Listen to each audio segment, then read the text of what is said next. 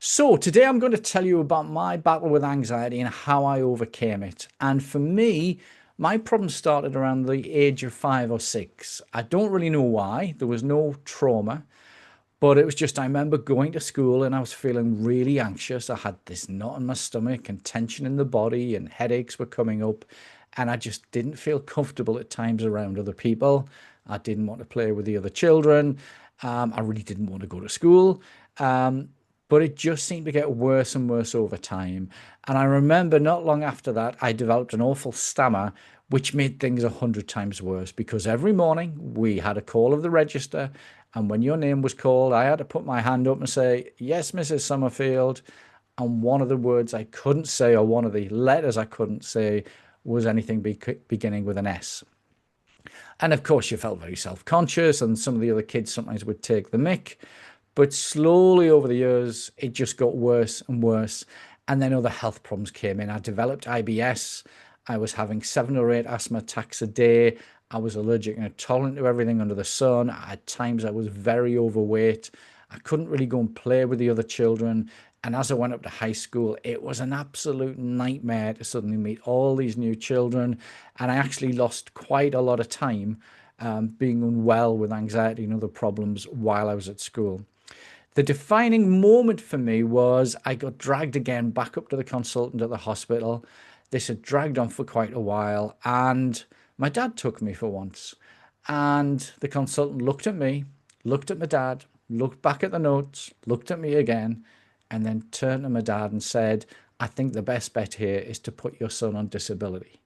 And then he looked at me and basically said, "Don't worry about getting a job, enjoy sitting and watching the telly."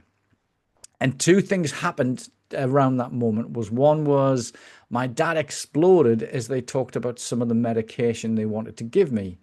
And the reason for that was my dad was a director of a psychiatric hospital, and he knew what some of these medications do with the side effects. And some of the older ones made people shuffle and drool and cause very long-term problems. But for me, I was hoping something was going to get better, that they were going to pull something out of the hat to say, "We can help with this anxiety." And they were basically saying to me, "You're going to be stuck with this for the rest of your life."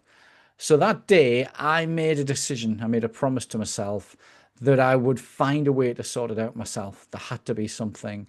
And I went straight around to the local library and I started months of study into psychology, psychiatry, counseling, talking therapies, CBT, you name it. If it was on the mental health shelf, I went and got that book and I read it.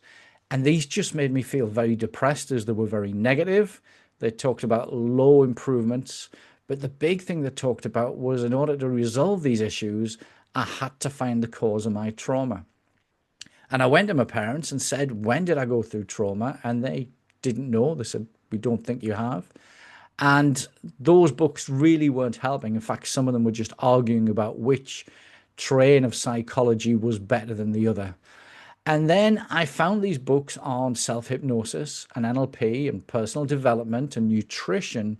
And these were much more positive. There was a very different vibe about these books. And one in particular had two questions that was a defining moment in the way that I thought that I could move forward. So the first one was, it said, stand up, do this exercise, and ask yourself with your eyes closed, how would you rather feel instead? And in great big block capitals underneath it said, do not say normal, do not say less anxious, not anxious. It had to be in a positive frame. So I stood there for 5 minutes trying to get my head around that frame. And of course, I said something like, I want to be confident. I want to be relaxed. I want to be able to talk to people. I want to have energy. I want to be healthy. And then it said, imagine that. So I stood there and closed my eyes. And again, I imagined it. And very quickly, I noticed my body change, the tension changed, the posture changed. My mind was starting to look forward rather than look on the problem that every other book had talked about. And then the second question was, what has to happen for you to know you've beaten these problems? And again, I closed my eyes and I thought really hard. And it was a hard exercise at first. And then I thought, right, if I could stand up as a disc jockey with lots of confidence and entertain people and get them dancing, I would know I've beaten my depression and my anxiety. So then I went off and I started to read every book I could on NLP and hypnosis and personal development. And I practiced like crazy every day for about an hour or two whenever I had a spare minute. And that was interesting that I found some exercises were really powerful and some weren't. But the brain seemed to be a little bit different after working on these. And using that self hypnosis, I managed to get that stammer to go down, down, and down. And then I felt better. And then I started practicing every day with a microphone as though I was a disc jockey. It was like I was a different person. Now, it took me 2 years and a lot of nutritional work as well, because that's massively linked to anxiety issues. It took me 2 years, but then I started my own business and that was scary. And I started taking bookings as a mobile DJ. And I went out and I did it. And the first time I did it, it scared the hell out of me. And then I did it again and I did it again. And I felt amazing. And then I started public speaking with a company 2 to 4 times a week, and that built confidence even more.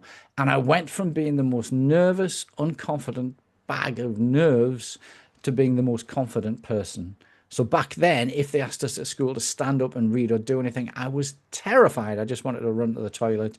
And now, if I'm in a room of 100 people or more, I like to be the person up the front and I like to control the room and have the confidence. And it really makes quite a difference when you learn these skills. So really what I did was I learned to recognize the anxiety earlier. I learned to slow it down and then stop it, and then how to move into a different mental state. And we all have them, just most people don't know they're there. And with regular practice, that new mental state became the default one. And if I didn't have that anxiety, and I'm so blessed that I did, I wouldn't have gone and started that mobile disco business. And then I ran that for 5 years, and then I got into some sales, and then I started a marketing business, and I've had a health food business. And for the last 10 years, we have been helping people to get over anxiety, depression, stress, and addictions as we've built a little team to do this. And the one thing I want to tell you all is that you do have the power to overcome this. I think unless you've got something seriously medically wrong with you, 99% of the population, if they're willing to put the work in every day, can overcome their anxiety to build confidence and be successful. And not everybody wants to be successful, but when we see people learn to control what's going on up here, it's amazing what they do with their lives. They seem to improve the relationships. We see pay rises, better businesses. It's just this stuff should be taught in school, and it's not. But it's so powerful. And I see it every day that people kind of get on the phone and then they come on in and they're not 100% sure, but they know they don't want that hassle from the past. And they start working this stuff and using these tools. And typically in 4 to 6 weeks, most of our clients eliminate it altogether. But most of them have gone through that old-fashioned route of CBT or counseling or talking therapies, where they talk about the issues of the past. What started it? What does it make you feel like? What's it holding you back from? We do that for about 5-10 minutes, and then we work on where we want to be instead. And one of the biggest things I've learned is that when you shift your focus to where you want to be and how you want to feel, it helps to leave that old version of you behind.